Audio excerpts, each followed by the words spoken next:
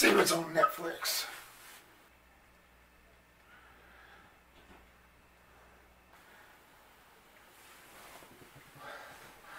Seriously? A new release? A new release? It's a new release. It's a new release. It's a new release!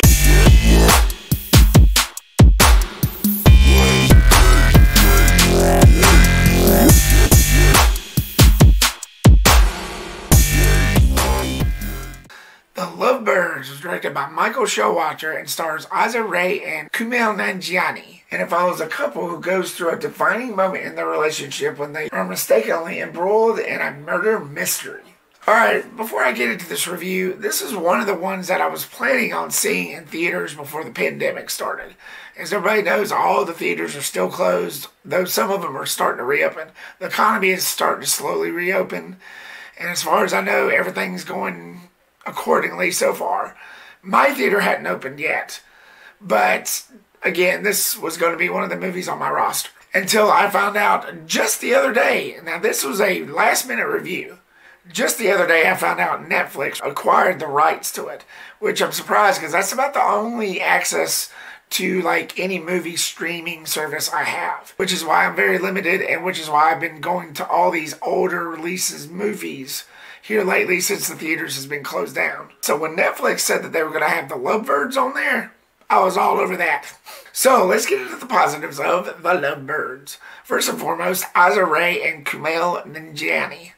Their chemistry was pretty good. I liked the way they worked together. I liked their acting, their performance. I just liked the way they played these characters off, how they were going through this hardship, they were going through relationship difficulties, and then this thing happened to them that doesn't really normally happen to other people, that they just get embroiled in this conspiracy theory. And I like that whole concept. I like that whole backstory log, and it was pretty interesting. Interesting story, though I have mixed feelings about it. I'll get to that later. I like the whole concept that this couple was in the middle of this murder mystery and then thinking that they were the center of it, that they were the prime suspects, and how they would try to figure out and solve the murder themselves. You know, basically, as you saw in the trailer, this guy just gets ran over by this other guy that pretty much steals the couple's car, and then he starts running them over for no apparent reason, and you don't really find out why until the end. You know, it's just one of those mysteries that you try to solve, but it has like action mixed in with drama,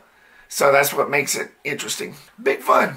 The comedy was on point. Again, kudos to Kumail and Issa, whose chemistry really worked, whose chemistry really helped with that. Issa Rae, the only other thing I've seen her in was last year's Little. And Kumail Nanjiani, he played voiceover in Men in Black International, and he also played in last year's Stuber. That starred Dave Bautista. He was good in that too. And those are pretty cool actors. I think those are a couple actors that are rising. They may have been popular in other areas, but I'm just now starting to like actually recognize them like last year. So to me, I think they're like rising stars, and they're pretty good. I like their portrayal in this movie. They did a pretty good job in this film. The tone and pace was good. I didn't feel bored in this film. Now, I should mention that the first time I watched the trailer for this, I thought it was going to be one of those sappy love stories, which I'd never go for. I've never been a fan. You are unbelievable. Looks like love is finally found me. Other than Ghost, it starred Patrick Swayze and Demi Moore. But that's because he comes back as a ghost.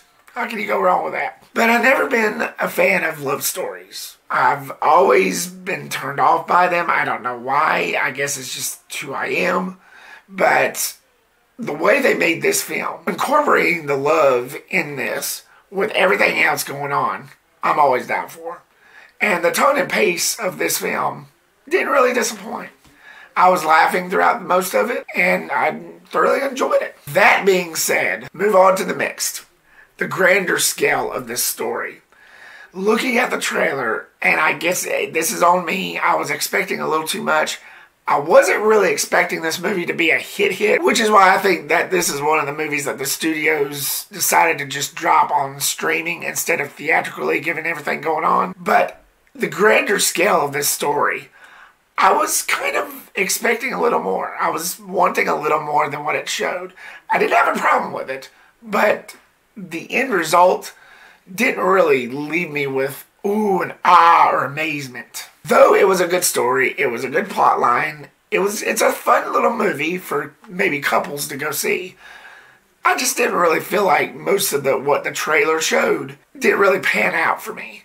Like some of the things that the trailer showed, I thought was going to be more, but it just really wasn't that much there. But again, I didn't have a problem with it. It wasn't bad, but it just wasn't all that. And again, the story structure, I may be repeating myself, but it wasn't amazing. This film wasn't one of those that just screamed out, oh, you have to go see it. You have to go watch it. It's going to be a blockbuster hit, even if theaters was still opened. You got to go see it. It wasn't nothing like that. It's more small scale than anything. And I just feel like that if theaters was still opened and this pandemic wasn't around, this movie probably wouldn't have hit every theater. I just have a gut feeling on that. But some of the things didn't really quite pan out for me. Like with the cult that you seen in the trailer. Stop! This is some Handmaid's Tale bullshit. We have impostors. And like the end result, I wasn't really expecting, which wasn't really that grand, but again, I digress. All in all, this is still a nice little movie. If you're a couple looking for a murder mystery with a side of laughter, and that's it, this is definitely the movie for you. Sure was a sweet delight. So, The Lovebirds, have you seen it yet? It just dropped today on Netflix. What did you think of it? Did you think it was entertaining? Did you think it was funny? Did you like the chemistry between the characters? Or not so much? Have you seen better? Leave me your comments down below and give me your thoughts. Thank you so much, guys, for watching this video. Like, subscribe, and comment if you hadn't already. And I'll see you on the next video. Peace. The Rep.